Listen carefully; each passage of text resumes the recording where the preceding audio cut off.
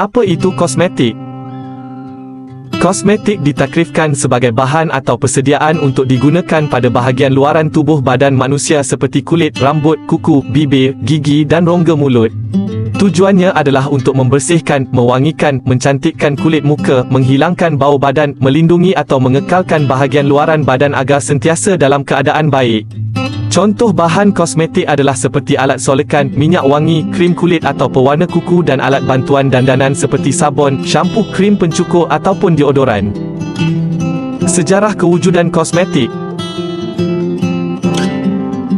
Di Mesir, penemuan beberapa bukti arkeologi sebelum ini mendapati kosmetik pertama telah digunakan oleh orang-orang Mesir purba seawal 4000 sebelum Masihi lagi. Celah antara bukti alat kosmetik yang dijumpai sewaktu kerja-kerja ekskavasi dilakukan di Mesir tidak berapa lama dulu. Seterusnya, pemakaian celak berwarna hitam yang diperbuat dari antimoni, badam bakar, tembaga teroksida, okra dan abu merupakan kosmetik yang menjadi kegilaan orang Mesir. Mereka menggunakan serbuk hitam itu bagi menonjolkan bahagian mata dengan membuat garisan tebal pada alis, kening dan kelopak mata. Kerana mereka percaya bahawa cara dandanan seperti itu bukan saja mampu memperbaiki penglihatan, tetapi yakin ia dapat menangkis roh-roh jahat dari tubuh. Selain penggunaan celak, wanita Mesir kuno juga gemar mewarnakan pipi dan memakai lipstik pada bibir dengan pewarna merah. Ratu Mesir kuno, Cleopatra, misalnya memiliki gincu berwarna merah yang diperbuat dari semut. Dan bagi menampakkan keseksian bibir, di China, pada 3000 sebelum Masihi, orang China turut mewarnakan kuku mereka dengan campuran bahan seperti getah, lilin, telur dan gelatin. Setiap warna pula mewakili taraf sosial tertentu, dan hanya golongan pemerintah yang diizinkan untuk menyapu warna-warna terang pada kuku mereka.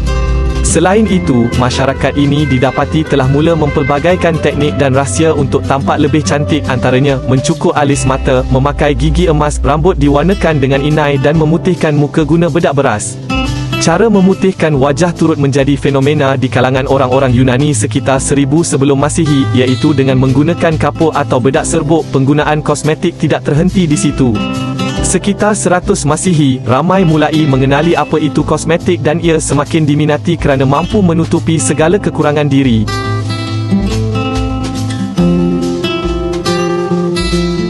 Di Rom, mereka menggunakan tepung gandum dan mentega untuk menutup jerawat kuku dicat guna darah dan lemak lembu, tetapi turut mewujudkan tradisi yang cukup popular pada masa itu, iaitu mandi lumpur kononnya bagi melembutkan kulit. Seperti di Rom, pemakaian kosmetik kemudian berkembang ke Eropah pada zaman pertengahan. Bagaimanapun, pemimpin-pemimpin gereja Eropah pada waktu itu langsung tidak membenarkan para wanitanya memakai alat solek kerana menganggap ia adalah perbuatan tidak bermoral dan berdosa. Tapi larangan itu tidak diendahkan, malah pemakaiannya tetap diteruskan dan kian menjadi trend di kalangan kaum wanita. Antara trend yang paling popular pada ketika itu ialah penggunaan produk memutihkan badan dan muka. Namun, putih saja tidak cukup.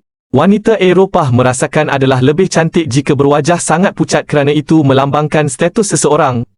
Kulit pucat juga merupakan tanda kekayaan dan pengenalan bahawasanya wanita itu berasal daripada keluarga bangsawan. Sekarang kita akan tengok jenis-jenis kosmetik. Terdapat 3 jenis yang utama dalam kosmetik. Pertamanya adalah produk kecantikan.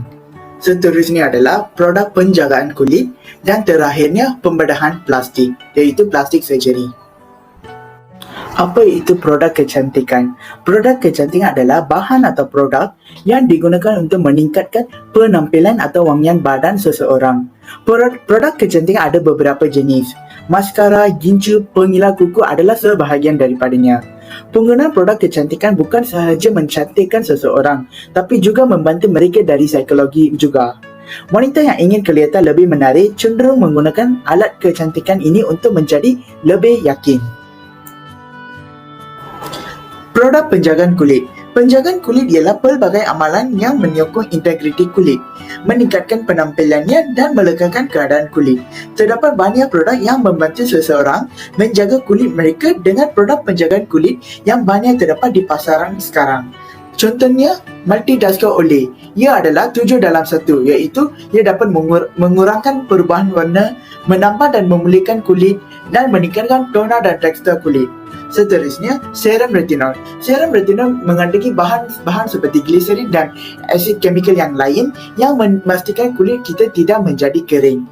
Terakhirnya adalah Toner Neutrogena Alcohol Free Toner yang dapat memulihkan penghidratan dan mengimbangi semula tahap pH kulit kita. Dan terakhirnya adalah pembedahan plastik. Pembedahan plastik merupakan proses perbaikan dan pemulihan yang biasanya dibenarkan atas tujuan perubatan. Pembedahan plastik seringkali dibuat kepada orang yang terjejas rupa dan anggota badan mereka ataupun yang hendak mencantikkan diri mereka. Pembedahan plastik boleh dikategorikan kepada dua jenis. Pertamanya adalah pembedahan plastik rekonstruktif. Pembedahan plastik rekonstruktif adalah untuk memperbaiki, membaik fungsi sekaligus memberikan kualiti hidup yang lebih baik kepada pesakitnya. Seperti di gambar itu, seorang itu telah mengalami kecederaan yang menjejaskan paras mukanya. Tetapi selepas dia membuat pembedahan rekonstruktif, tiada tanda yang menunjukkan dia pernah mengalami kecederaan yang menjejaskan paras mukanya. Jadi ia bermaksud bahawa pembedahan rekonstruktif ini dapat membantu seseorang itu membaikikan muka ataupun anggota badan lain yang pernah mengalami kecederaan. Dan yang terakhirnya adalah pembedahan plastik yang dibuatkan untuk tujuan estetik. Prosedur, teknik dan prinsip pembedahan plastik jenis ini memberi tumpuan sepenuhnya kepada peningkatan penampilan seseorang. Meningkatkan daya tarikan, simetri dan perkadaran adalah matlamat utama pembedahan plastik jenis ini. King of Pop Michael Jackson pernah membuat pembedahan estetik ini. Beliau pernah membuat dermal fillers, cheek implants, rhinoplasty, brow lift, chin implants, lip reduction dan tissue expanders. Ini adalah salah satu contoh yang terdapat dalam pembedahan estetik ini. Kelebihan dan keburukan menggunakan produk kosmetik. Kelebihan menggunakan produk kosmetik. Pertama sekali adalah menjadikan kulit seseorang lebih cantik. Kelebihan utama produk kosmetik ialah kulit seseorang kelihatan lebih cantik. Selepas gunakan set produk kosmetik yang lengkap, wajah pasti akan kelihatan lebih segar dan menawan sepanjang hari. Alat solid merupakan senjata utama kepada semua wanita untuk menarik perhatian orang di sekeliling. Seterusnya, menjadikan wajah lebih berseri. Kebanyakan produk kosmetik mempunyai fungsi yang sama dan ianya ialah untuk menjadikan kulit wajah kelihatan lebih muda dan sentiasa berseri-seri walaupun selepas anda menanggalkan alat makeup tersebut dari wajah. Produk kosmetik membuatkan wajah wanita kelihatan lebih jelita, muda dan cantik. Kosmetik boleh menjadikan wanita kelihatan segar dan matang. Selain itu, menjadi daya tarikan. Produk kosmetik seperti minyak wangi boleh membantu seseorang sebagai daya penarik dalam majlis atau upacara yang melibatkan bilangan orang yang ramai. Keburukan menggunakan produk kosmetik. Pertama sekali, mempunyai kandungan bahan kimia yang tinggi. Sesetengah bahan kosmetik misalnya pel krim mengandungi paras merkuri, raksa dan logam berat krumbom yang terlalu tinggi. Bahan-bahan ini boleh menyebabkan kerosakan sistem saraf dan keracunan bila bahan ini meresap masuk ke dalam badan. Samping itu, menyebabkan berlakunya pembaziran. Pembaziran wang berlaku kerana kebanyakan kosmetik, terutamanya yang berjenama popular, adalah amat mahal harganya. Ini menyebabkan ramai wanita membelanjakan sebahagian besar pendapatan mereka untuk membeli barangan kosmetik. Akhir sekali, menyebabkan seseorang kelihatan lesu. Seseorang yang selalu menggunakan kosmetik akan kelihatan lesu dan kelihatan tidak bermaya jika mereka berhenti menggunakannya. Seterusnya, kandungan yang ada dalam kosmetik. Ini adalah bahan yang ada dalam produk kosmetik yang tidak berbahaya. Yang pertama adalah cetyl alkohol, stearyl alkohol dan stearyl alkohol. Kedua adalah propylene glycol, 1,2-propanediol dan glycerin. Yang ketiga adalah ethyl hexyl glycerin. Untuk cetyl alkohol, stearyl alkohol dan stearyl alkohol, ianya sumber daripada palm oil dan juga coconut oil. Walaupun nama dia alkohol, tapi dia punya sifat tidak sama seperti alkohol yang lain yang mengeringkan kulit kerana dia daripada oil base. Fungsi dalam produk kosmetik ni adalah sebagai emulsifier. Emulsifier ni yang membantu bahan-bahan water base dan juga oil base bercantum dan tidak berbisa. Seterusnya adalah propylene glycol, 1,2-propanediol dan juga glycerin. Fungsi bahan-bahan ini adalah sebagai humectant. Humectant ini sebagai menarik dan mengekalkan kelembapan dalam kulit. Ia juga untuk menyerap kelembapan dan juga simpan dalam kulit kita. Ianya memang selamat untuk kulit. Yang terakhir adalah ethyl hexyl glycerin. Ethyl hexyl glycerin berfungsi sebagai emollient, iaitu sifat berminyak. Dia melembabkan kulit dan juga bersifat untuk tutup kelembapan kulit. Ianya membantukan kulit untuk mengurangkan rasa berminyak. Ini adalah bahan yang terlarang pada kosmetik. Yang pertama adalah hydroquinone. Kulit akan menjadi kemerahan, kulit akan menjadi hypersensitif, ianya akan menghalang proses pigmentasi dan ianya akan mengurangkan perlindungan kulit daripada UV, dan apabila guna produk ini, ianya akan berisiko menjadi kanser kulit. Yang kedua adalah tretinoin. Kalau kita pergi dermatologis, diorang akan suggest tretinoin ni. Tretinoin ni boleh diberikan tetapi dengan pengawasan doktor, kerana ada starting dose dan maintain dose. Kalau orang letak dalam skincare, kita tidak tahu berapa dos yang dia letak. Jadi ianya sangatlah bahaya, terutamanya orang yang tengah mengandung, kerana ia boleh menyebabkan kecacatan dalam kandungan. Sebab tu doktor akan pastikan siapa yang nak makan tretinoin ni, dia perlulah tak ada perancangan untuk mengandung. Kesannya adalah pedih dan mengelupas, dan juga hypersensitif kepada matahari dan kulit tidak selesa. Yang terakhir adalah merkuri. Merkuri ini bertindak sebagai bleaching agent. Dia akan membuatkan seseorang tu menjadi putih dan cerah. Dekat Malaysia ni kan semua orang obses nak jadi putih, so dia orang letak merkuri ni sebab merkuri ni murah dan cepat. Macam mana dia boleh membuatkan kulit seseorang putih dengan cepat? Dia akan menghalang melanin production. Melanin dalam kulit kita ni akan membantu protect dari sinaran UV. Bila melanin ni tak ada, kulit direct kena sunlight dan kita boleh ada risiko kena kanser kulit. Dan juga dia boleh merosakkan buah pinggang dan juga sistem saraf. Kementerian Kesihatan mengumumkan 4 produk kecantikan yang dikesan mengandungi racun berjadual. Produk berkenaan adalah Bila Beauty Glowing Night Cream, BL Skincare Day Cream 1, BL Skincare Day Cream 2 dan BL Skincare Night Cream. Ketua Pengarah Kementerian Kesihatan Malaysia, Tan Sri Dr. Nur Hisham Abdullah berkata, produk berkenaan mengandungi hydroquinone, tretinoin dan merkuri. Jelas beliau, produk-produk yang mengandungi bahan berkenaan perlu berdaftar dengan pihak berkuasa kawalan dadah dan hanya boleh digunakan dengan nasihat ahli profesional kesihatan.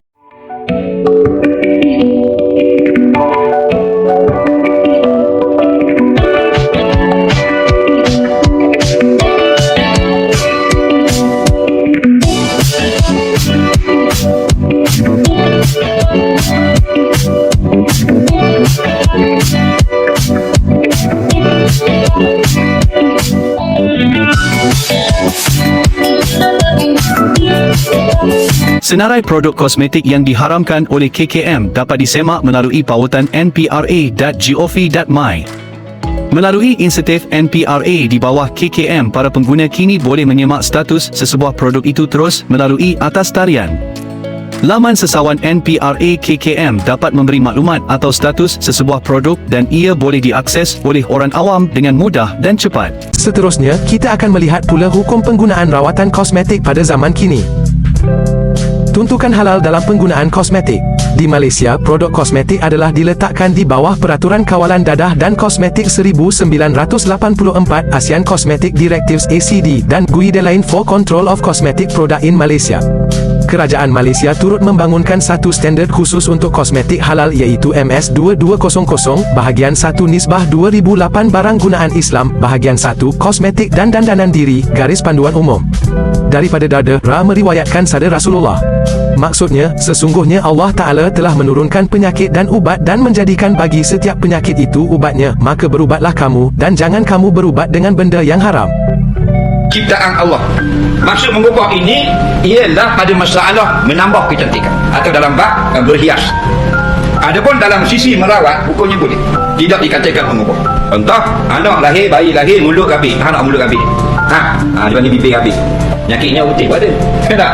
Mereka pun ada. Dia pun buat pembedahan, takut balik. Itu bukan mengubah ciptaan. Itu dipanggil merawat. Masuk dalam laptop. Kerana Nabi kata, tak ada wow. Kalau sakit, tak ada wow. Rawatlah. Mulut malik dah, nak pergi buat ni, nak pergi belah, nak pergi operation, nak jadi bibir tebal macam Angelina Jolie. Itu haram. Itu masuk al-mughayyirati khalqallah. Inilah dikatakan yang mengubah hukum Allah kena laknat. Hukum mengubah ciptaan Allah. Terdapat hadis yang boleh dikaitkan dengan larangan merubah ciptaan Allah seperti mana yang diriwayatkan oleh Abdullah bin Mas'ud bahawa Nabi SAW bersabda. Maksudnya, Allah Subhanahu Wa Taala melaknat wanita-wanita yang melukis tatu dan wanita yang meminta dibuat tatu, wanita-wanita yang mencukur bulu kening dan wanita yang meminta mencukur bulu kening dan wanita-wanita yang menjarangkan gigi untuk kecantikan yang mana ia merubah ciptaan Allah Subhanahu Wa Taala. Riwayat Muslim. Rawatan siput babi. Hukum penggunaan siput babi dalam penghasilan produk kosmetik adalah halal kerana ia termasuk dalam perkara tahsiniat, iaitu perkara yang menjadi kesempurnaan dalam kehidupan selagi mana ianya tidak memudaratkan dan mendatangkan mafsadah. Penggunaan siput babi dalam penghasilan produk kosmetik adalah harus kerana manfaat yang diperolehi daripadanya daripada segi perubatan dan kecantikan.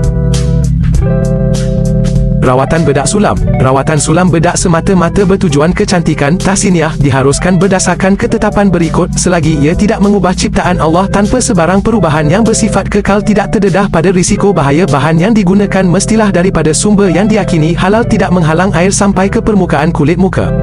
Sulam bedak yang dibuat bertujuan merawat wajah untuk menghilangkan kusam, bintik-bintik hitam, panau, jeragat dan jerawat adalah dibolehkan sekiranya ingin menutup aib dan celah pada wajah di samping mendapatkan nasihat pakar kulit. Sekiranya sulam bedak daripada bahan yang diharamkan atau risiko memudaratkan, maka haram penggunaannya hanya semata-mata untuk kecantikan. Haram menggunakan sulam bedak yang bersifat kekal seperti proses sulam bedak menggunakan teknik sama seperti tatu. Rawatan bibir. Rawatan bibir dengan menggunakan laser bagi merawat bibir hitam dan kusam serta mengembalikan ia kepada warna asalnya adalah harus dan tidak mengapa.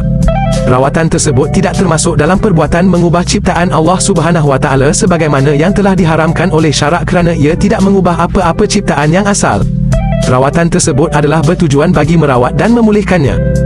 Suntikan kosmetik menggunakan plasenta. Rawatan kosmetik dengan menggunakan plasenta manusia adalah diharamkan bagi mengelakkan amalan eksploitasi yang mencabul kemuliaan tubuh badan manusia. Namun jika terdapat keperluan perubatan seperti bagi merawat penyakit, maka hukum merawat dengan menggunakan plasenta manusia adalah diharuskan kerana terdapat darurat dan hajat. Adapun penggunaan plasenta haiwan yang halal dan disembelih dengan cara yang syar'i, maka boleh digunakan bagi tujuan perubatan dan kecantikan. Penggunaan plasenta haiwan yang bernajis adalah haram untuk tujuan kosmetik atau kecantikan, tetapi harus untuk tujuan perubatan atas faktor darurat dan hajat.